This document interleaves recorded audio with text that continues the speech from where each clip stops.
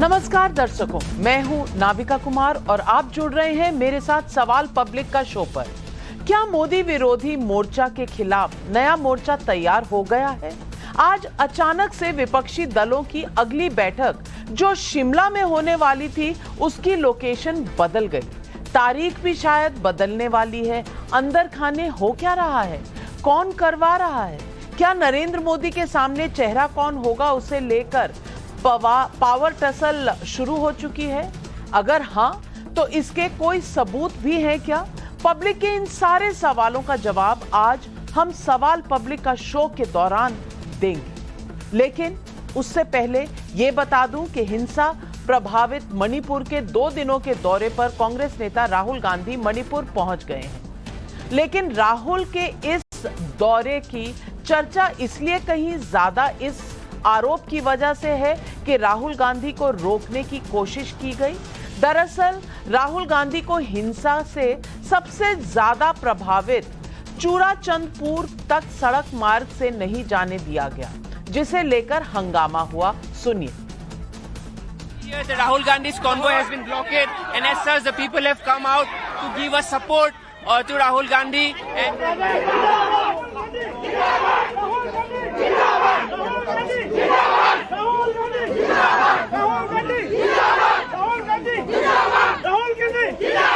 Here, the Rahul Gandhi's convoy has been blockaded, and as such, the people have come out to give us support to Rahul Gandhi.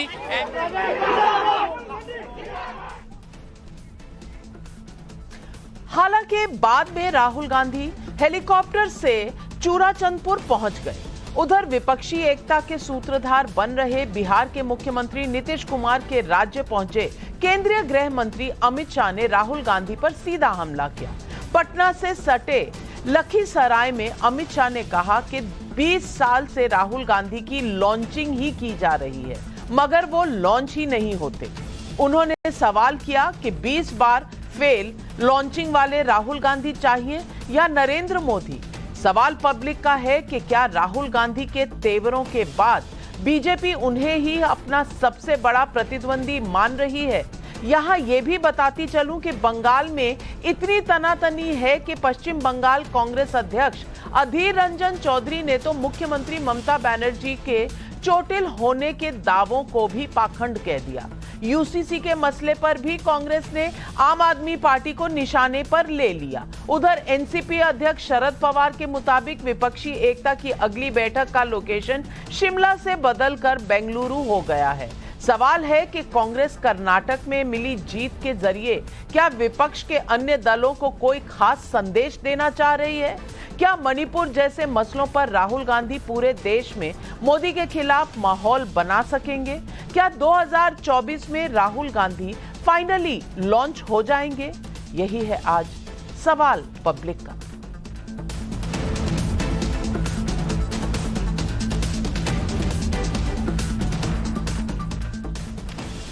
आज ये भी सवाल उठ रहा है कि 23 जून का ये फोटो फ्रेम आपको याद ही होगा। पटना में राहुल गांधी और ममता बनर्जी एक साथ मौजूद थे। नरेंद्र मोदी के खिलाफ दोनों नेताओं ने हुंकार भरी थी, लेकिन पटना से दिल्ली के लिए क्रांति का ये विपक्षी सिग्नल कोलकाता पहुंचकर कॉल ड्रॉप कर देता है। ममता के मुताबिक हेलीकॉप्टर की इमरजेंसी लैंडिंग में उन्हें चोट पहुंची है। ममता ने खुद के स्वास्थ्य के लिए शुभकामनाएं देने वालों को शुक्रिया भी कहा, लेकिन ममता को अधीर रंजन चौधरी पाखंडी कह रहे हैं।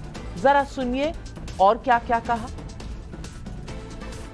चुनावी कमीशन ये तृणमूल कमीशन आप कह सकते हैं। तृणमूल पार्टी की इच्छा और चुनावी कमीशन की इच्छा में कोई फर्क नहीं है। आज भी वो उसी तरह नोटों की करने के लिए फिर नए पाखंड खड़ा कर रहे हैं। ये पाखंडियों को सारे चाल को उजागर करना हमारा फर्ज होते हैं। ममता बनर्जी जो खुद एक पाखंडी है, तो उसमें ये नोटों की करना तो आसान होगा ही होगी।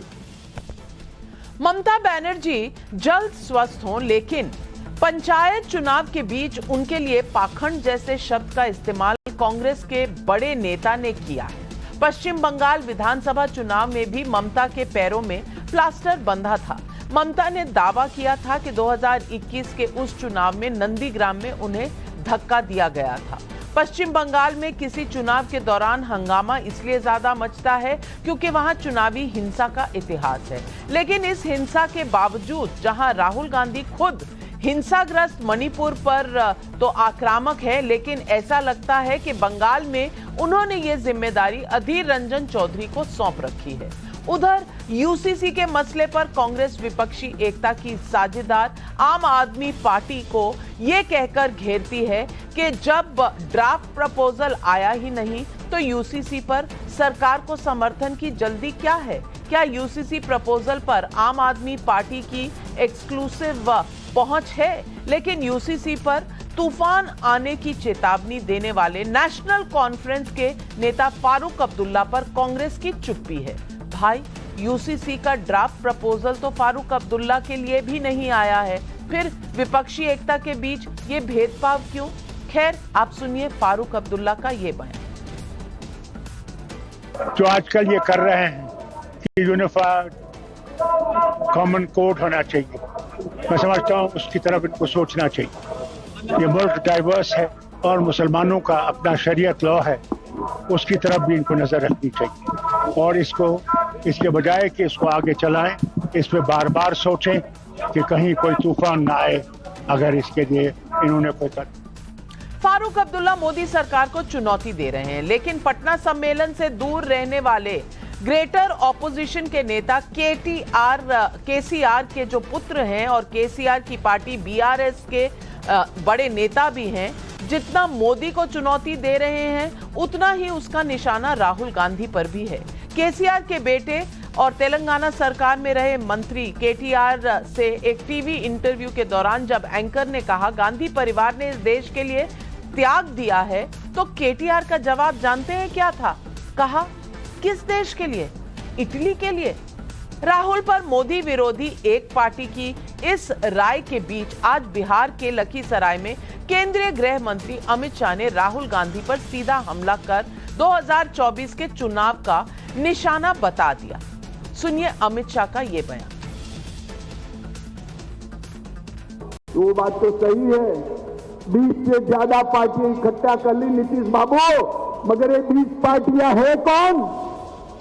ये 20 पार्टियां वो हैं जिन्होंने 2004 से 14 में 20 लाख करोड़ रुपए का घपला घोटाला और भ्रष्टाचार किया है। मगर कांग्रेस हर साल 20 साल से, कितने साल से, जरा जोर से बोलो, 20 साल से, कितने साल से? 20 साल से राहुल बाबा का लॉन्चिंग कर रही है, मगर ये लॉन्चिंग नहीं होते। मुझे बताओ, 20 बार फेल लॉन्चिंग करने वाले राहुल बाबा चाहिए या नरेंद्र मोदी जी चाहिए? जोर से बोलो, कौन प्रधानमंत्री बनेगा? तो आज पब्लिक पूछ रही है सवाल पब्लिक का नंबर 1, क्या राहुल गांधी को ही बीजेपी अपना नेशनल चैलेंजर मानने लगी है? सवाल नंबर 2, बंगाल जैसे राज्य में खींचतान और यूसीसी पर अलग अलग राय क्या विपक्षी एकता की राह में रोड़ा बन जाएगा? सवाल नंबर 3, विपक्ष के नेताओं की अगली बैठक का लोकेशन अचानक बदलने के पीछे कांग्रेस कोई मैसेज देना चाहती है? और सवाल नंबर 4, बीआरएस का राहुल गांधी के खिलाफ तेवर क्या मोदी के विरोध में 2 अलग अलग मोर्चे का संकेत दे रहा है? यही है आज सवाल पब्लिक का। और आज इन सवालों के जवाब देने के लिए हमारे साथ जुड़ रहे हैं कांग्रेस के प्रवक्ता शुभ्रांश राय जी, हमारे साथ डॉक्टर मानव जायसवाल हैं, तृणमूल कांग्रेस के प्रवक्ता प्रोफेसर नवल किशोर यादव, आरजेडी के प्रवक्ता श्रीधर रेड्डी, बीआरएस पार्टी के प्रवक्ता भी हमारे साथ आज जुड़े हुए हैं, हर्षवर्धन त्रिपाठी वरिष्ठ पत्रकार। लेकिन मेरा पहला सवाल बीजेपी के राष्ट्रीय प्रवक्ता शहजाद पूनावाला जी को जाता है। शहजाद पूनावाला जी, आप किस बात से चिंतित हैं? आप चाहते हैं कि विपक्षी एकता ना हो और राहुल गांधी ही प्रतिद्वंदी बने रहें? क्या इसीलिए राहुल गांधी को कहीं ना कहीं फोकस मिल रहा है, चाहे मणिपुर में हो उन्हें आगे जाने नहीं दिया जा रहा, या बार बार बीजेपी के हर नेता, हर मंत्री ने सिर्फ राहुल गांधी को ही टारगेट बना रखा है? क्या है फॉर्मूला? देखिए, यदि हम चिंतित होते नाविका जी तो 15, 16, 17 बैसाखियों की जरूरत हमें पड़ती, पर जो आज मान चुके हैं कि वो अकेले अपने दम पर हमें हरा नहीं पाएंगे, वो 17, 18 बैसाखियों के साथ चलने की बात कर रहे हैं। और एक आध चैनल पर तो मैंने ये भी खबर सुनी है कि अब राहुल हटाओ करो और प्रियंका लाओ करो। तो इन्होंने तो स्वीकारा है कि राहुल लॉन्च ही नहीं हो पा रहे। अच्छा देखिए ना, लोकेशन जितना चेंज हो रहा है उससे ज्यादा तो राहुल जी की लॉन्च डेट चेंज हुई है। 2004 में होना था, फिर 2009 में होना था, 13 में, 14 में, 19 में, अब 24 को पोस्टपोन हो चुका है। अब पता नहीं 24 के बाद हो सकता है 29 में लॉन्च किया जाए। पर यह बात नहीं है, लोकेशन छोड़िए नाविका जी। इन्होंने तो पिछली मीटिंग में क्या क्या बड़ी बातें की थी, आपसे भी कुछ लोगों ने बोला था फॉर्मूला तय हो जाएगा, कन्वीनर तय हो जाएगा, सीएमपी तय हो जाएगा। कुछ तय हुआ नहीं, केवल एक ही चीज तय है कि यूसीसी पर भी ये डीडीसी है, मतलब कि धोखा देने वाली कमिटी। अब देखिए, एक बोलता है यूसीसी लाओ, दूसरा बोलता है यूसीसी से तूफान आ जाएगा। और केवल यूसीसी नहीं, कितनी एकजुटता है। आप पीडीए नहीं, पीडीए का मतलब हो चुका है पूरा डिस्टर्ब्ड अलायंस। कांग्रेस वाले बोलते हैं कि तृणमूल ने तानाशाही बना रखी है बंगाल में, नौटंकी कहते हैं ममता बनर्जी को, मैं ऐसे शब्द इस्तेमाल नहीं करता।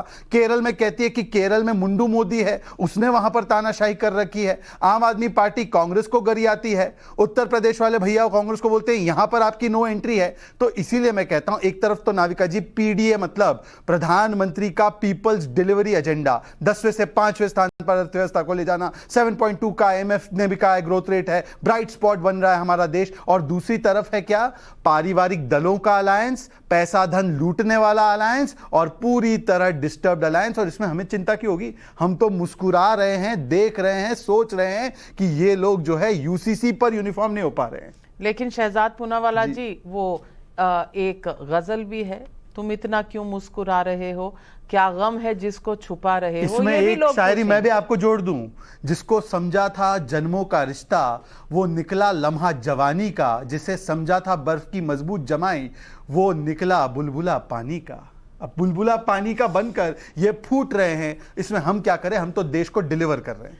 चलिए शुभ्रांश राय जी, अब मुद्दा कहां पे अटका है? कर्नाटक और शिमला के बीच में अधर में अटका हुआ है, अधीर रंजन और ममता बनर्जी के बीच में लटका हुआ है, केटीआर साहब ने जो कहा उसके बीच में और राहुल गांधी के बीच में अटका हुआ है, पवार साहब जो कह रहे हैं उस पे अटका हुआ है। मुद्दा अटका कहां पर हुआ है? केजरीवाल जी के साथ तो नहीं अटका हुआ, अटका कहां पर है ये बता दीजिए, क्योंकि रोज अटकने और झटकने की खबर आती है। धन्यवाद नविका जी। अभी भारतीय जनता पार्टी के प्रवक्ता ने बताया कि 15 बैसाखियों के सहारे कोई नरेंद्र मोदी जी से मुकाबला कैसे कर सकता है। चूंकि 15 बैसाखियों का जिक्र पूरे देश से है, लेकिन मैं थोड़ा सा इनके ज्ञान को वृद्धि कर देता हूं कि ये वही भारतीय जनता पार्टी है जो अपने नरेंद्र मोदी जी के विदाई को लेकर इतनी निश्चिंत हो चुकी है कि अपने हार के कारण वो सिर्फ बिहार में 5 बैसाखियां चुनी है। एक राज्य बिहार, वहां इनके बैसाखी मांझी जी हैं, वहां इनके बैसाखी मुकेश सहनी है, वहां इनके बैसाखी उपेंद्र कुशवाहा है, वहां इनके बैसाखी चिराग पासवान कराम की लोक जनशक्ति पार्टी, और वहां इनके बैसाखी पशुपति पारस की लोक जनशक्ति पार्टी है। एक राज्य बिहार में भारतीय जनता पार्टी को चलने के लिए 5 बैसाखी की जरूरत पड़ी। भगवान भला करे प्रभु, कहां से ऐसी सोच लाते हैं। अब और उत्तर प्रदेश का मैं नाम लूंगा तो 5 और बताऊंगा, लेकिन चलिए आगे बढ़ते हैं। तो सवाल यह पैदा होता है कि जो कल तक आपके साथ थे वो इसलिए आपको छोड़कर चले गए कि भारतीय जनता पार्टी की नियति है दोस्त बन के गले लगाओ और पीठ में छुरा घोपो। 2 प्रत्यक्ष उदाहरण है, शिवसेना महाराष्ट्र में और रामविलास पासवान जी की लोक जनशक्ति पार्टी बिहार में।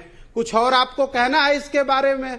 रही तीसरी इंपॉर्टेंट बात, अभी अमित शाह जी ने कुछ दिन पहले, 3 दिन पहले एक और चैनल के डिस्कशन में आह्वान किया था कि आपको देश का प्रधानमंत्री कौन चाहिए, राहुल गांधी चाहिए कि नरेंद्र मोदी चाहिए। उस चैनल का ट्विटर सर्वे का रिजल्ट सबके सामने है कि 67% लोगों ने कहा कि हमको राहुल गांधी चाहिए। और रही इंपॉर्टेंट बात, जो सबसे इंपॉर्टेंट है नविका जी, कि चाहे आप लखीमपुर में राहुल गांधी को रोक लीजिए, चाहे आप हाथरस में राहुल गांधी को रोक लीजिए, चाहे आप मणिपुर में राहुल गांधी को रोक लीजिए, अब राहुल गांधी आपसे रुकने वाले नहीं हैं, क्योंकि आपके 9 साल का भ्रष्टाचार और 9 साल का भाई भाई को लड़ाने का जो षड्यंत्र है उसका पर्दाफाश हो गया है। जनता ने आपको देख लिया है। अब आपके पास गिनती के दिन है और आपके विदाई का वक्त शुरू हो गया है। चलिए, आपने किसी भी आपने अधीर रंजन चौधरी ने जो ममता जी के बारे में कहा उस पर जवाब नहीं दिया, केटीआर जी ने जो राहुल गांधी पर कहा उस पर जवाब नहीं दिया, तो मैं मानव जायसवाल जी से पूछूंगी। सुब्रांश राय जी, अब मानव जायसवाल जी की बारी है। आपको मैं 120 सेकंड दे दूं, मैं आपको 120 घंटे भी दे दूं, आपकी जो स्पीच है वो खत्म नहीं होगी। लेकिन मानव जायसवाल अधीर रंजन चौधरी ने जिस तरह के शब्द, पाखंडी जैसा शब्द अगर यूज किया है ममता बनर्जी के लिए, तो क्या ये अलायंस में एक्सेप्टेबल है?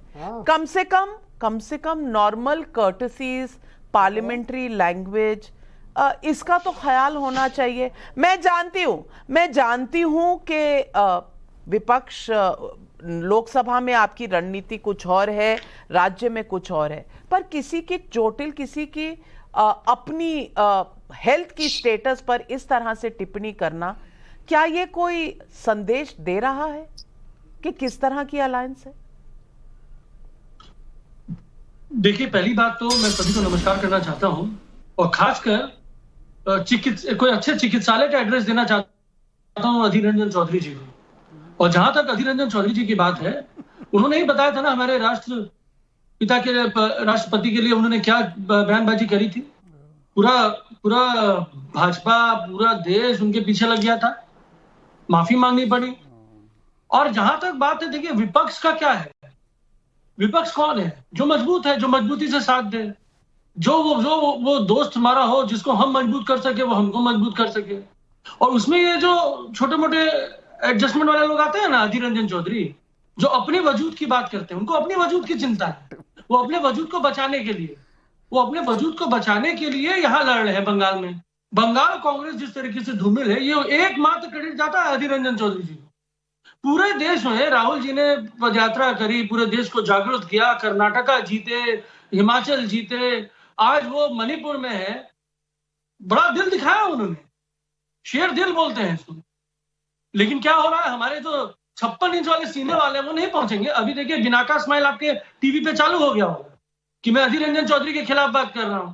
लेकिन जब मैं मणिपुर की बात कर रहा हूं, मैं जब राहुल जी की तरफदारी करूंगा, तो ये जो बिनाका स्माइल है ना, जिनके नेता, जिनके सबसे सर्वोच्च नेता श्री नरेंद्र दामोदर दास जी मोदी, हमारे प्रधानमंत्री, भाजपा के सबसे बड़े प्रचारक, वो मणिपुर नहीं पहुंच पाए। आज हमारे होम मंत्री, गृह मंत्री जो है, वो बिहार में भाषण कर रहे हैं, वो लॉन्चिंग की बात कर रहे हैं। अरे आप अटैक कब लॉन्च करिएगा? मणिपुर में जो गतिविधियां हो रही हैं उसके खिलाफ मणिपुर पे आपका अटैक लॉन्च कब होगा? 56 इंच का सीना है, लेकिन ऊपर अटैक कर देना है, क्या बोल रहे हैं? इनके मणिपुर पर लॉन्च करना है अटैक, इसका स्पष्टीकरण हो जाए। क्या टीएमसी अधिकृत रूप से एक प्रदेश पर हमला करने के लिए कह रही है? नहीं, मैं समझता हूं कि ये गंभीर टिप्पणी है, ये पूर्वोत्तर के प्रति आपके मन में घृणात्मक भाव कि मणिपुर को नस्तानाबूद कर दो, ऐसी संवेदनशील स्थिति में कि हमला कर दो मणिपुर पर। मानव जी, पहले तो आप इस टिप्पणी को क्लैरिफाई करें कि क्या इसका मतलब है कि अटैक कर दो मणिपुर पर अटैक। जहां तक मैंने समझा, उन्होंने कहा मणिपुर प्रॉब्लम पर अटैक कब करेंगे। प्रॉब्लम कहाँ का? पूरे शब्द नहीं कहा। उन्होंने कहा मानव जायसवाल जी, आप प्लीज क्लैरिफाई करें। दुर्नीति चल रही है मणिपुर में, जिन्होंने आगजनी करी है, उसके ऊपर अटैक कीजिए, उसके ऊपर लॉन्च करिए। हमारे माताओं को रेप किया जा रहा है, उसके ऊपर अटैक लॉन्च करिए। आप लॉन्च की बात करें राहुल जी की। अरे राहुल जी तो सीना दिखाया है, पहुंच गए मणिपुर, क्षमता नहीं है आपकी पहुंचने की। अमेरिका घूम रहे हैं। लेकिन एक बात तो तय है, एक बात तो तय है मानव जायसवाल जी, और मैं हर्षवर्धन त्रिपाठी जी को लाना चाहती हूँ। हर्षवर्धन त्रिपाठी जी, बिनाका कंपनी बदल गई, शायद मानव जायसवाल जी को पता नहीं है, वो सिबाका हो गई है। पुराने जमाने में बिनाका हुआ करती, मैं बचपन से बहुत जुड़ा हूं। हाँ, लेकिन वो सिबाका गीतमाला भी आता था। लेकिन बात ये है कि वो कह रहे हैं बिनाका स्माइल। अगर आपने उनकी स्माइल का जो वो कहा, तो पहले हिस्से में जरूर यहाँ शहजाद पूनावाला जी स्माइल कर रहे थे, दूसरे हिस्से में तब शुभ्रांश राय जी की स्माइल निकल आई। तो आधे में स्माइल कराओ शहजाद पूनावाला को, आधे में स्माइल कराओ शुभ्रांश राय जी को, क्या इससे विपक्षी एकता बनेगी क्या? मुझे तो यही समझा दीजिए। शिमला से बेंगलुरु, अधीर रंजन से राहुल गांधी, क्या हो रहा है? नाविका जी, आपने बहुत अच्छा एक तरह से कहें कि आपने टिप्पणी के लिए बहुत कुछ छोड़ा नहीं है, संदर्भ दे दिया कि आधे में शहजाद और आधे में शुभ्रांश। लेकिन एक तो मैं सलाह दूंगा कि मानव भाई थोड़ा हंसा मुस्कुराया कीजिए, सब हंसते मुस्कुराते अच्छे रहते हैं। आप बहुत तनाव में रहते हैं, जबकि आपकी इतनी शानदार वहां प्रचंड बहुमत की सरकार है, किसी को आप किसी की हैसियत नहीं, आपके सामने कोई खड़ा हो, फिर भी आप इतने तनाव में रहते हैं। ये लोकतंत्र के लिए अच्छा नहीं। देखिए, मूल बात समझिए, अधीर रंजन चौधरी जी, अगर उनके खिलाफ तृणमूल कांग्रेस इस तरह का बयान देकर और राहुल गांधी की प्रशंसा कर रही है, तो इसको जरा समझिए। दरअसल ये बहुत साफ संदेश है, संदेश स्पष्ट है कि देश में हम राहुल गांधी को नेता बना सकते हैं, मान सकते हैं, लेकिन राज्य में आपको अपने नेता को कहना पड़ेगा शट अप, चुप रहो, बोलना नहीं, जुबान नहीं खुलनी चाहिए ममता जी के सामने। और ये बात तृणमूल कांग्रेस बड़ी स्पष्टता से कहती है। मुझे लगता है इससे साफ किसी पार्टी का प्रवक्ता बोल नहीं सकता। मानव जायसवाल जी को इसके लिए बधाई दी जानी चाहिए। अगर ये शर्तें कांग्रेस पूरी करेगी तो साथ में आएंगे, नहीं तो नहीं आ पाएंगे। मैं नवल किशोर यादव जी से पूछना चाहती हूँ। नवल जी, ये जो दो बंबू की डंडियां लगा दी और बीच में एक रस्सी पे चलने की आप कोशिश कर रहे हैं, अब ये कैसे होगा? ये कैसे चलेगा? ये मेले का जो टाइट रोप वॉक है, ये कैसे चलेगा? कभी केजरीवाल जी पर प्रहार हो जाता है, कभी केजरीवाल जी राहुल गांधी की पार्टी पर प्रहार कर देते हैं, कभी अधीर रंजन चौधरी प्रहार कर देते हैं ममता बनर्जी पर, कभी मानव जायसवाल जी प्रहार कर देते हैं अधीर रंजन चौधरी पर। ये कैसी गाड़ी है? कहां का पहिया किधर को जा रहा है? नाविका जी, मुझे लगता है कि इस बात पर बहुत गंभीर से चिंता करनी चाहिए। और कुछ मुस्कुराहट तो घबराहट में भी आती है, जैसा कि पूनावाला जी के चेहरे पे दिखता है। अगर अमित शाह जी को अपने साख की इतनी चिंता नहीं होती, जो कि दिन पर दिन घटती जा रही है, तो वो बिहार में पिछले अगस्त से लेकर अभी तक कम से कम 7-8 बार जा चुके हैं। और उनका पूरा भाषण देखिएगा तो लगभग एक ही है। उनके सामने में केवल नकारात्मक बातें हैं और बिहार के लोगों को वह बताना चाहते हैं जो कि उनसे ज्यादा जानते हैं। बिहार का एक छोटा मोटा नेता भी उनसे ज्यादा जानता है कि उनकी पहचान जो बिहार में है वो क्या है। 2015 में 52 रैलियां की, उनको हराकर भगा दिया गया। उसके बाद वो लगातार 2020 में जंगल राज करते रहे, फिर भी आरजेडी सिंगल लार्जेस्ट पार्टी से बन के रही। मैं सिर्फ इनको बताना चाहता हूं और इनके माध्यम से पूरे देश को यह जानकारी जा रही है कि विपक्ष मुद्दों के आधार पे मोदी जी के सरकार को चुनौती दे रहा है और बड़ी तेजी से वो बढ़ रहा है। और यही इनके चिंता का कारण है। आप देख लीजिएगा कि धीरे धीरे यह जो बढ़ती जा रही है, उसमें तमाम तरह की शक्तियां शामिल होंगी, क्योंकि देश को बचाना है उन लोगों से जो कि देश के मूल रूप से विरोधी हैं। मैंने बार बार कहा है आपके माध्यम से इनको कि ये जिनको 2 करोड़ नौकरी देना चाहते थे और 15 लाख रुपया देना चाहते थे, उन लोगों को तो ये 5 किलो राशन में निपटा दिए। ये क्या देश नहीं जानता है क्या? इनसे झूठा दुष्प्रचार करने वाला, गुमराह करने वाला, देश को बर्बाद करने वाला कोई सरकार नहीं हो सकता है। अंतिम बात सुन लीजिए, प्रधानमंत्री के विषय में राजनाथ सिंह की टिप्पणी बहुत जबरदस्त है। उन्होंने कहा कि प्रधानमंत्री एक संस्था है, व्यक्ति नहीं है। और आप देख लीजिएगा कि पिछले 10 साल में प्रधानमंत्री, चाहे इंदिरा गांधी, भूतपूर्व प्रधानमंत्री इंदिरा गांधी हो, राजीव गांधी हो, नेहरू जी हो, उनके अपने प्रधानमंत्री जो प्रेजेंट बहुमत से आए हैं, जिनको कि इस देश के लिए कुछ बड़ा करना चाहिए, वो उन मुर्दों से सवाल पूछ रहे हैं जिनके योगदान से भारतवर्ष का जो ये पिछले 60-8 दशक है उनका बहुत बड़ा योगदान है। इसको भूलना नहीं चाहिए कि वो लोग व्यक्ति नहीं, वो लोग पद थे और प्रधानमंत्री थे और अपने बूते पर जितना काम कर सकते थे देश को आगे का बढ़ाने का काम किया। लेकिन आज भाजपा में ही आप तमाम शक्तियों की बात कर रहे हैं, मुझे समझ नहीं आया किन शक्तियों की बात कर रहे हैं, किन शक्तियों की बात कर रहे हैं? क्योंकि आप एक ही शक्ति में फंसे हुए हैं। आपको लगता है कि भाजपा से शक्तिशाली कोई है ही नहीं, तो दूसरा शक्ति आपको कहां पता चलेगा? नहीं तो बता दीजिए ना कि रीजनल, अच्छा रीजनल शक्तियां, चलिए लेकिन मैं 1 मिनट आपके पास आ रही हूं, पर श्रीधर रेड्डी जी हमारे साथ हैं। अब श्रीधर रेड्डी जी, मैं आपसे पूछना चाहती हूं कि जब राहुल गांधी डिसाइड करते हैं कि शिमला में होगी अगली बैठक ऑपोजिशन की के बेंगलुरु में, तो कहीं राहुल गांधी और कांग्रेस पार्टी ये संदेश तो नहीं दे रहे कि ये चुनाव देश भर में अगर कोई जीत सकता है तो वो कांग्रेस पार्टी है? क्या ये है?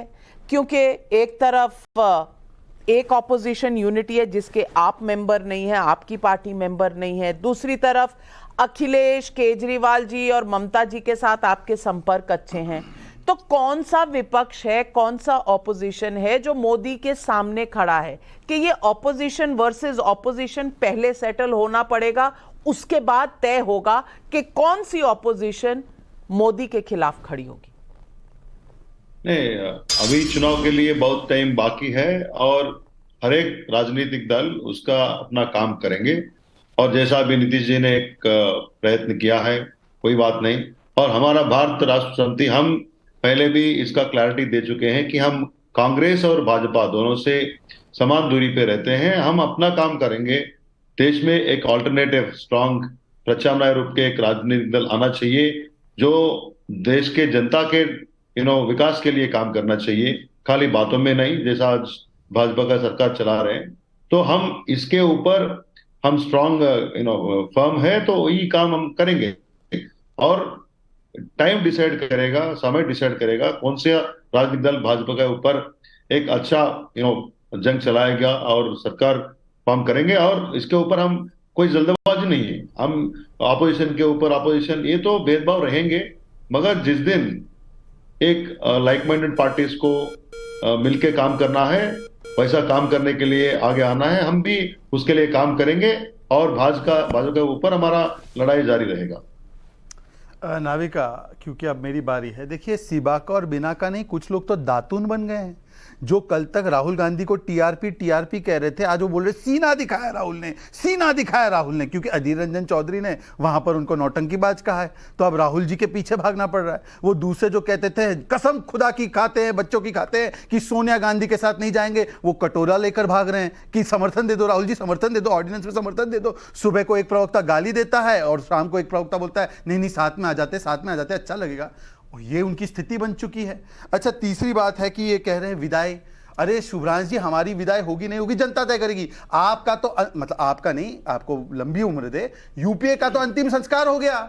पीडीए का मतलब क्या है? इसका मतलब यूपीए से हो नहीं पाया मुन्ना, यूपीए का अंतिम संस्कार। वरना बताइए कि यूपीए जिंदा है या आज पीडीए बन गया है। और आखिरी बात, मुद्दों की बात तो मैं कह रहा हूं, प्रोफेसर साहब आपने सही बोला।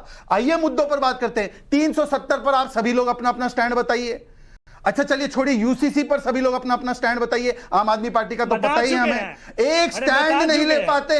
अरे साइकिल तक का स्टैंड होता है, साइकिल तक का स्टैंड होता है, आपका तो कोई स्टैंड नहीं है, ना आप कहीं पर स्टैंड कर पा रहे हो। और उल्टा जो लोग कह रहे हैं कि आइए बात करते हैं, भ्रष्टाचार पर बात करते हैं ना। आरजेडी का अध्यक्ष करप्ट, 2018 वहां की पार्टी के अध्यक्ष और अध्यक्ष, पूर्व अध्यक्ष भ्रष्टाचार के मामले में करप्ट। अरे सारे भ्रष्टाचारी तुम्हारे साथ हैं। भ्रष्टाचार के मामले, अब देखिए कितना बेशर्मी का वितरण करेंगे, करप्शन की फहरिस्त, कितना बेशर्मी से चिल्लाएंगे शहजाद पूनावाला जी। ये रोज रोज पाठशाला में जाकर, रोज पाठशाला में कितने नए तरीके से बेशर्मी का प्रदर्शन किया जाए, ये सीख कर आते हैं। प्रोफेसर साहब, मैं आपके बीच में कतई नहीं बोलता हूँ, मैं आपका डिसिप्लिन स्टूडेंट हूँ। आती है क्या? अरे भाई शर्म आती है आपको? आप बताइए, भ्रष्टाचार में 4 बार कन्विक्ट हुए, गोल्ड मेडल की तरफ पहनकर घूम रहे हैं, वो दूसरे तिहाड़ से निकल रहे हैं, वो कह रहे कट्टर ईमानदार। शर्म तो आपको आनी चाहिए भाई साहब। और तुम वही बात बोल रहे हो। देखिए ऐसा, मैं आपके लिए एक नया नाम लेकर आया। नाविका, एक ही लाइन बोलूंगा, नाम अरे चार लोगों का जवाब नहीं, मुझे नाम- देना है। तुम्हारा नाम कोई तो नाम है नहीं, क्या? नामकरण उनका कोई नहीं, नाम मतलब है क्या गठबंधन तुम्हारा? का। अरे नाविका में तुम्हारा 4 कोई नाम वर्सेस है? 1 है। एक एक करके एक एक क्या नाम है? चापलूसी क्या नाम है? चापलूसी के शांत हो अरे जाए, चापलूसी के अलावा शांत इनका हो क्या जाए काम वो है? नाविका, ऐसे थोड़ी नाम होता तो है। पूरा देश नाविका जानता समय है। बर्बाद हो रहा है, अरे मैं नाम खत्म कर पूरा दूंगा 10 देश सेकंड जानता में। है। बोलिए ना आप। नाम क्या? अरे नवल जी क्रॉस टॉक नहीं सुनिए। हो सकता ना जनता को समझ में। देखिए, इनको बोलना चाहिए गठबंधन, अपने अपने कट को बचाने अरे वाला 40% बंधन, कट और पे कट बोलो कट ना, के बन कितना रहा है ये परसेंट बंधन। यार? वो कह रहा है कर्नाटक कि में उत्तर प्रदेश में आने 40% कट जाओ कट यहाँ पे से, बोलो।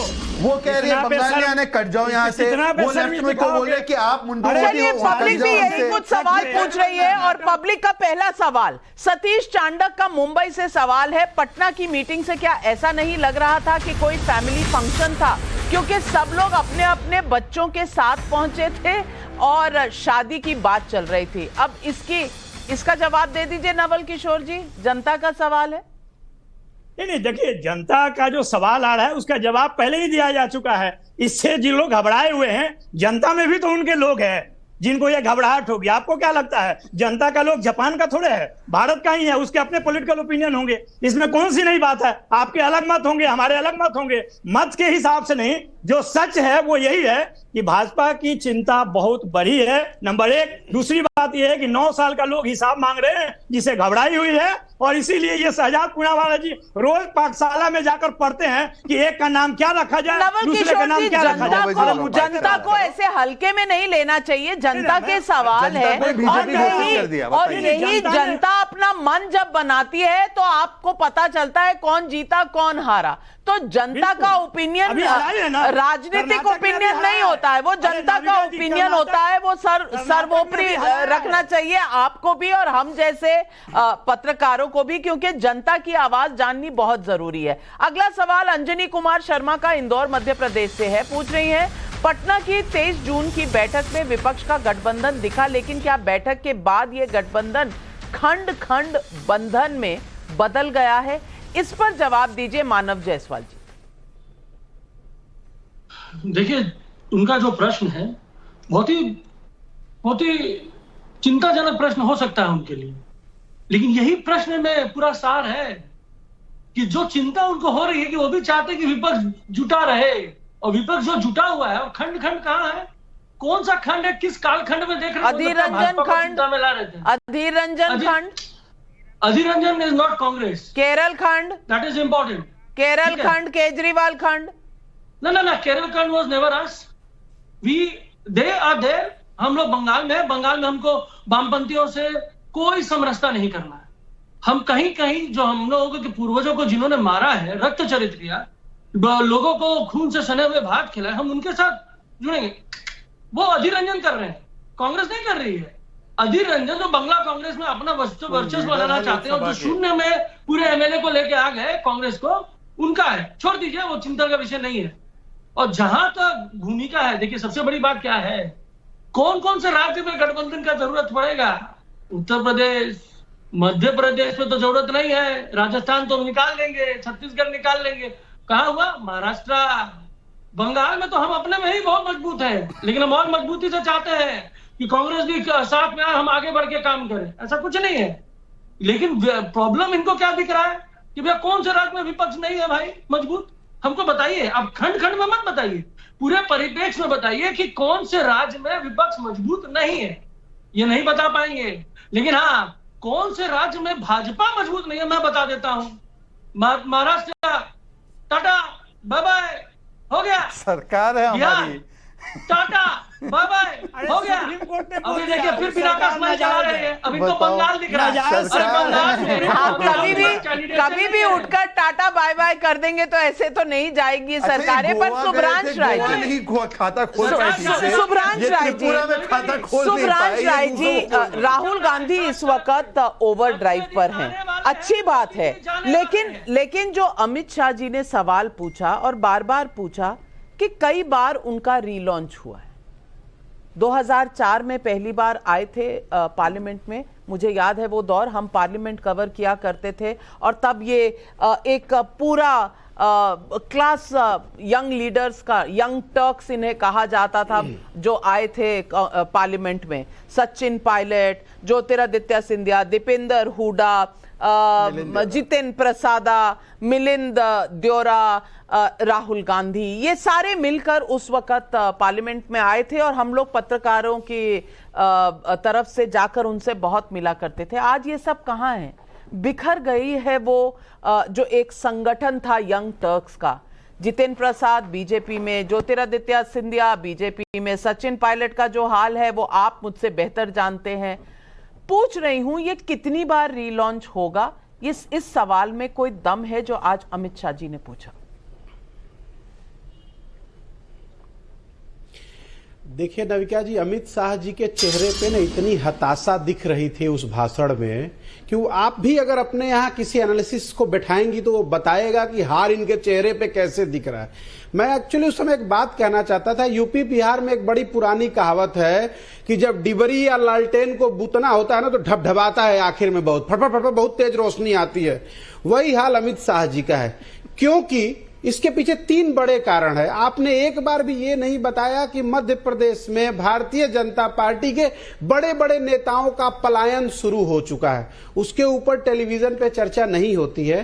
कल राजस्थान में गजेंद्र सिंह शेखावत का रैली था, अच्छा खासा स्टेज था, उस पे सिर्फ फुटअव्वल भारतीय जनता पार्टी का दिख रहा था। ये भी हम लोगों ने चर्चा नहीं किया। खैर कोई फर्क नहीं पड़ता। मुझे पता नहीं, मैं फेस रीडर नहीं हूं, लेकिन तस्वीरें अमित शाह जी के आज के भाषण की मैं चला रही हूं यहां स्क्रीन पर। मुझे नहीं पता, लेकिन दर्शकों जरूर देखिए, और आपको अगर अमित शाह डरे हुए लग रहे हैं तो शुभ्रांश राय जी कह रहे हैं जैसा, तो आपकी राय क्या है? और अगर डरे हुए नहीं लग रहे हैं तो भी आपकी राय क्या है जरूर लिखिएगा। लेकिन शुभ्रांश राय जी, आपने कहा लालटेन फड़फड़ाती है। अब लालटेन किसकी होती है बिहार में, ये तो आप जानते हैं किसकी होती है शहजाद जी? देखिए ये बात सही है कि पारिवारिक दलों को लग रहा है कि अगर 24 में भी नहीं जीत पाए तो 24 के बाद हमारा नविता जी, मैं अपनी बात पूरी कर लूं। आपने मौका दिया है। नविता जी, मैं अपनी बात पूरी करूं। मैं सिर्फ लालटेन की बात पूछ रही हूं। लालटेन आपकी चल रही है। नहीं, पहले मेरी बात पूरी। जी नहीं, आप गलत बात कर रहे हैं। अरे रुकिए, कीचड़ किसका होता है? कीचड़ किसका होता है? कीचड़ भाजपा का है, गंदगी की निशानी कीचड़ है। कीचड़ किसका, ये बताइए देश को। राजीव अर्थात तो भाई वही तो कह रहा हूं, सारे भ्रष्टाचारियों में ही कमल खिलता है, सारे भ्रष्टाचारियों में ही कमल खिलता है, यही कड़वी सच्चाई है। बात सही है। इस विषय पे चर्चा करिए ना।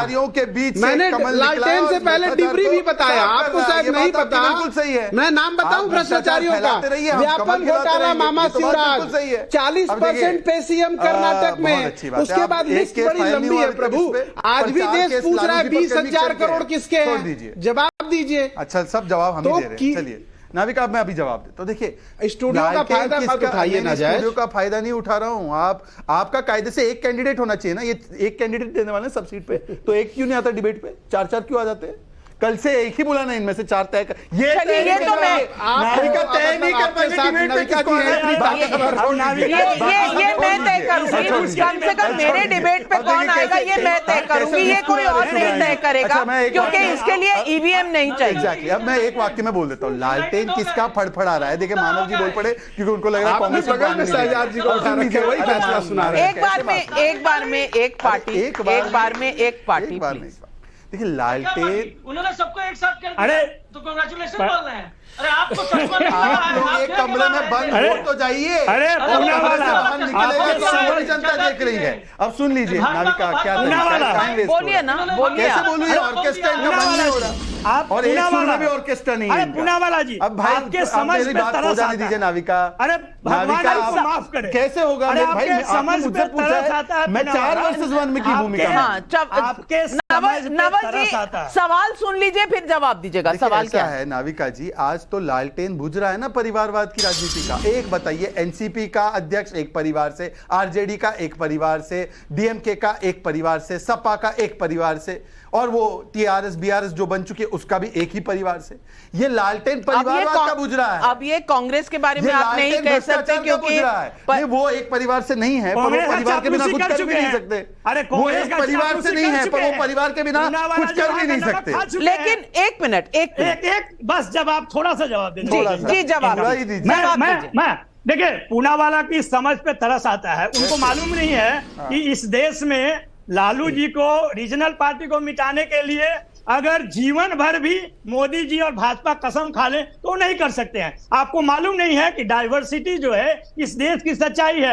Regional party is original party, हमारे नेता बहुत पहले बोले, और वो आपको पिछले 30 साल का बिहार का इतिहास देखना चाहिए। भाजपा कहां से कहां चली गई इसीलिए और कांग्रेस को रीजनल पार्टी बनाने के लिए तुले हुए हैं। आप सुन लीजिए पहले, आपके जैसा व्यक्ति, रीजनल पार्टी आपके जैसा व्यक्ति जो घाट घाट का पानी पीता है और नमक खाता है, वो क्या बोलेगा? अरे ऐसा देखिए, नीतीश जी के बारे में समझ लीजिए, नीतीश जी तो हर 2 साल से घाट बदल के नहा लेते हैं। कांग्रेस में क्या हर कर 2 रहे साल थे? से नीतीश जी घाट बदल के नहा रहे हैं। अब बताइए, ऐसा आपने देखा है कि हर 2 साल में कभी मैं आरजेडी के तरफ से नहा लूं, फिर कभी मैं बीजेपी की तरफ से नहा लूं, फिर कभी मैं फिर से आरजेडी के पास चला जाऊं। पब्लिक के कुछ और सवाल सुभाष जांगड़ा का नासिक से सवाल है, विपक्ष में कोई पीएम का चेहरा दिखाई नहीं देता, चुनाव आने तक विपक्षी दलों में दरार पड़ती दिख रही है, क्या ये सब मिलकर मोदी जी की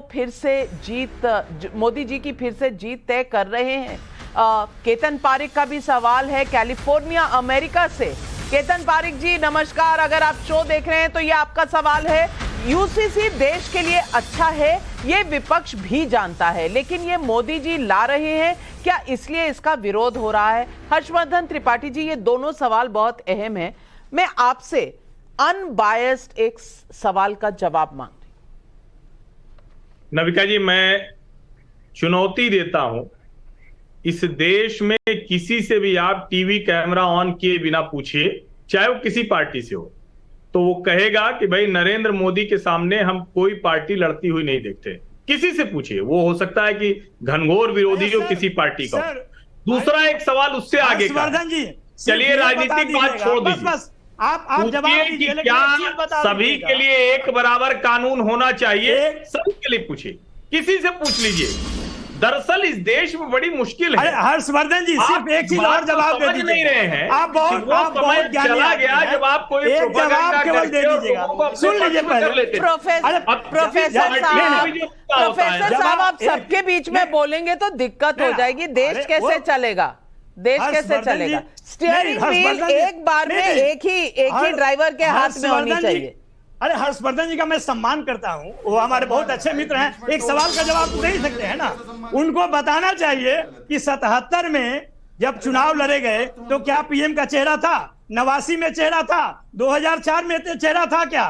दूसरी बात, राज्य में देखिए योगी जी कब चेहरा बने थे, यहाँ पर फडणवीस कब चेहरा थे, खट्टर जी कब चेहरा थे? आप चेहरे के आधार पे अगर हर चुनाव को देखना चाहते हैं, ये 10 साल के बाद सवाल सही है। हर्षवर्धन त्रिपाठी जी जवाब दीजिए। देखिए नविका, यही होता है, इसी को कहते हैं पूर्वाग्रह अगर दिमाग में भरा हुआ हो। मैंने तो ये कहा ही नहीं कि कोई चेहरा होना चाहिए। मैं आपका सम्मान करता हूं, सवाल मैंने तो कहा नहीं नवल जी, नवल जी मैंने अपनी टिप्पणी में कहा नहीं, लेकिन फिर भी आपके सवाल का जवाब देता हूं। देखिए, तब जो मुद्दे थे उनमें से कोई ऐसा मुद्दा नहीं था कि इसको हटाने के लिए हम सब एक हो रहे हैं। उस वक्त के मुद्दे बड़े स्पष्ट थे। जब आप 77 की बात करते हैं तो 74 से देश में इंदिरा गांधी की जो तानाशाही शुरू हुई थी उसके खिलाफ लड़े। 89 में बोफोर्स का मुद्दा था जिसमें वीपी सिंह आए और उन्होंने कहा कि नहीं, हम इनके खिलाफ नहीं खड़े हो, बात नहीं जा सकते। और अगर आप 2004 की बात कर रहे हैं तो 2004 में जब इंडिया शाइनिंग फेल भी हुआ तब भी हर व्यक्ति मानता है कि अटल बिहारी वाजपेयी की सरकार में बड़े फंडामेंटल्स काम हुए, लेकिन उसको छोड़ देते हैं। क्या देश में एक समान कानून पर कोई समझदार व्यक्ति, टीवी की बहस में नवल जी आप भी कहेंगे, लेकिन आप भी मानेंगे तो कानून तो सबके लिए एक होना चाहिए, वरना हमारी संविधान सभा के सदस्य ये नहीं कहते नीति निर्देशक सिद्धांतों में कि इसको लागू कीजिए। बिल्कुल, और अंबेडकर जी ने जो कहा है वो सबके सामने है। लेकिन पीयूष करमबेलकर का बिलासपुर छत्तीसगढ़ से सवाल है, बिहार यूपी में बीजेपी के जिन सहयोगियों की संख्या गिनाई गई है वो कम से कम मोदी जी के नेतृत्व पर सहमत है। क्या विपक्ष के संभावित गठबंधन में ऐसी कोई सहमति बन पाएगी? राकेश कौशिक का करनाल से सवाल है, अगर राहुल गांधी को सुरक्षा दी जा रही है, इसमें भी कांग्रेस कमियां निकाल रही है, भगवान न करे कि सुरक्षा में कोई चूक हो गई तो कांग्रेस आसमान सिर पर नहीं उठाएगी क्या? जवाब दीजिए सुभ्रांश राय जी। देखिए, सबसे इम्पोर्टेंट ये है नविका जी, बिल्कुल मैं हर्षवर्धन जी की बात को आगे बढ़ाता नहीं, हूं कि पब्लिक के सवाल का जवाब दीजिए। मणिपुर में जो संविधान खत्म हो रहा है उसके खिलाफ, मैडम प्लीज। नहीं, सवाल का जवाब। मैं आ रहा हूँ, प्लीज आ रहा हूँ। सवाल का ही जवाब दे रहा हूँ मैडम, मैं कोई फिजिक्स का स्टूडेंट थोड़े मुझे एक लाइन में यस नो बोलूंगा। रुकिए प्लीज, रुकिए ना सजा। हाँ, तो इम्पोर्टेंट ये है कि 2024 का चुनाव भी ना देश में संविधान बचाने के लिए ही तानाशाह के खिलाफ लड़ा जा रहा है, कि जो उसके खिलाफ आवाज उठाता है उसके ईडी, सीबीआई, इनकम टैक्स और उसकी सो कॉल्ड मशीनरी जिससे लोगों को बदनाम किया जाता है, चलाया जा रहा है। तो सबसे इंपॉर्टेंट कारण यह है। दूसरा कारण यह है कि इस देश की जनता 2024 का चुनाव नरेंद्र मोदी के खिलाफ लड़ रही है, बेरोजगारी के खिलाफ, महंगाई के खिलाफ, और आपस में जो भाईचारा नरेंद्र मोदी जी ने पिछले 9 सालों में खत्म कर दिया है उसके खिलाफ। तो नरेंद्र मोदी के खिलाफ तो देश की जनता लड़ रही है, राजनीतिक पार्टी और उसके चेहरों की तो बात आप बाद में करिए। और तीसरी इंपॉर्टेंट बात, जो सबसे इंपॉर्टेंट है, हर्षवर्धन जी सिर्फ तारीखें बदल रही हैं। एक बात याद रखिए, अगर 1974 में भगवान न करे आज वाली मीडिया और आज वाला टेलीविजन चैनल होता ना, तो कोई इमरजेंसी जैसा शब्द अखबार और टीवी में नहीं आता। तो ये प्रभु की अनुकंपा है कि हम 2023 में उसको महसूस कर रहे हैं, क्योंकि झूठ को भी सच बनाने का तरीका अपना लिया गया है। जहां नरेंद्र मोदी जी खुद मणिपुर जा नहीं पाए, कर दिया इमरजेंसी को, और आपने कितना हल्का कर दिया मीडिया को।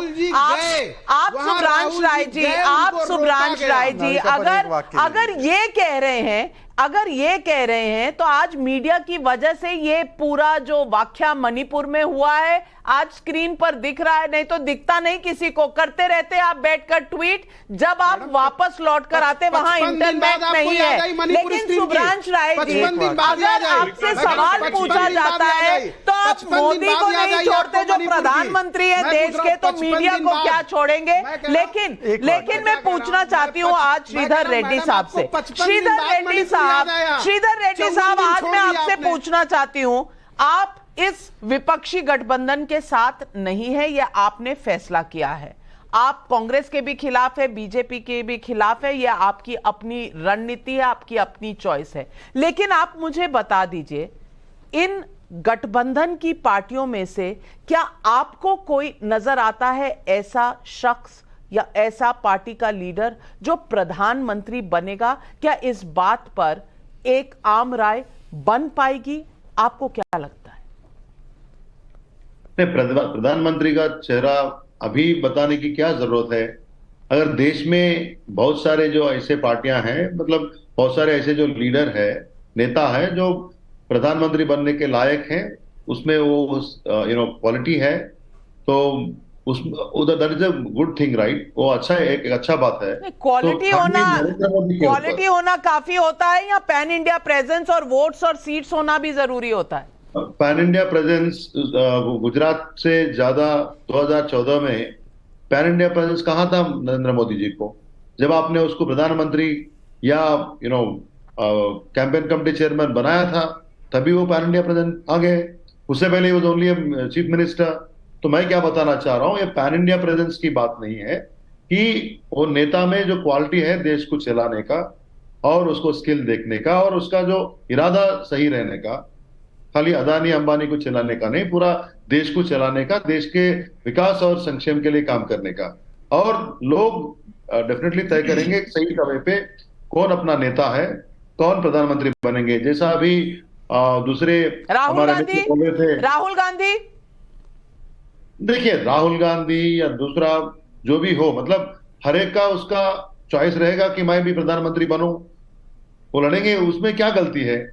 देश में खाली मैं भाजपा के लिए भी चिंतित हूं कि उसका वो नरेंद्र मोदी से आगे नहीं देख सकते। केवल एक वाक्य नरेंद्र मोदी से आगे नहीं देख सकते हैं। एक वाक्य दे दीजिए बिना हस्तक्षेप के। बीआरएस ने बहुत महत्वपूर्ण बात की, उन्होंने क्वालिटी के नाम पर डिस्क्वालिफिकेशन का टैग लगा दिया कि अनुभव नहीं होगा तो आप तो रेस में भी नहीं है। उन्होंने कौन से नाम गिनवाए जिसका क्वालिटी ऑफ एडमिनिस्ट्रेशन कैसा होगा, अनुभव कैसा होगा? अरे राहुल गांधी के पास तो ना कोई अनुभव है ना कोई मेरिट है।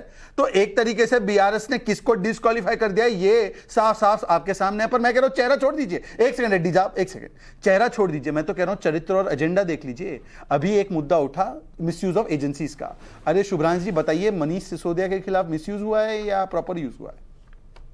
हाँ या ना, जल्दी, क्योंकि मेरे पास समय कम है। ऐसा है, अरे मैडम, मैंने तो आज देखा ना कि आप तो जलते हुए मणिपुर की तरफ नहीं गए लोगों की रक्षा करने के लिए, और अगर कोई गया तो उसको आपने रास्ते में रोक दिया। तो इससे बड़ा मिसयूज क्या हो सकता है? आप हाथरस भी नहीं गए, लखीमपुर खीरी भी नहीं गए। जहां जहां जनता अपने प्रिय प्रधानमंत्री को ढूंढती है वहां आप नहीं जाते। बदले में जाता क्या है? तो आपका झूठ का प्रचार तंत्र और प्रोपेगेंडा। तो मुद्दे की साफ बात है। देखिए 2024 का चुनाव नरेंद्र मोदी शुभ्रांश जी, सबसे बड़ा ब्लॉकेड मणिपुर में किस साल में मैं हुआ? सबको रोकूंगी। ये लेटेस्ट शॉट्स हैं, अभी आ रहे हैं मणिपुर से। हमारे रिपोर्टर निबिर डेका ने ये हमें शॉट्स भेजे हैं, नई तस्वीरें आ रही हैं। राहुल गांधी वहां लोगों से मिल रहे हैं और लोगों से मिलने दिया जा रहा है। जरूर देखें शुभ्रांश राय जी और मानव जायसवाल जी, ये मणिपुर में तो दिक्कत है, हम सब मानते हैं, लेकिन कुछ दिक्कतें बंगाल में भी हैं और कोई रोका नहीं जा रहा। बस सिक्योरिटी प्रोवाइड की जा रही है राहुल गांधी को। क्या इसमें भी राजनीति होनी चाहिए? यही है आज सवाल पब्लिक का। आज के शो में मैं इतना ही कहना चाहती हूं कि 2014 के बाद से विपक्ष के नेताओं से सुनती आ रही हूं कि नरेंद्र मोदी को एकजुट होकर हटाया जा सकता है, लेकिन विपक्ष के बीच एकता हो ही नहीं पा रही। जबकि विपक्षी एकता की कोशिशें 2019 के पहले भी हुई थी और अब भी हो रही हैं। उधर बीजेपी ने 2019 में भी राहुल गांधी पर सबसे ज्यादा हमले किए और 2024 के लिए उसके निशाने पर राहुल गांधी ही दिख रहे हैं। शायद यही मोदी और मोदी विरोधियों के बीच का अंतर साफ करती है। आज सवाल पब्लिक का शो पर बस इतना ही। लेती हूं आपसे इजाजत। नमस्कार।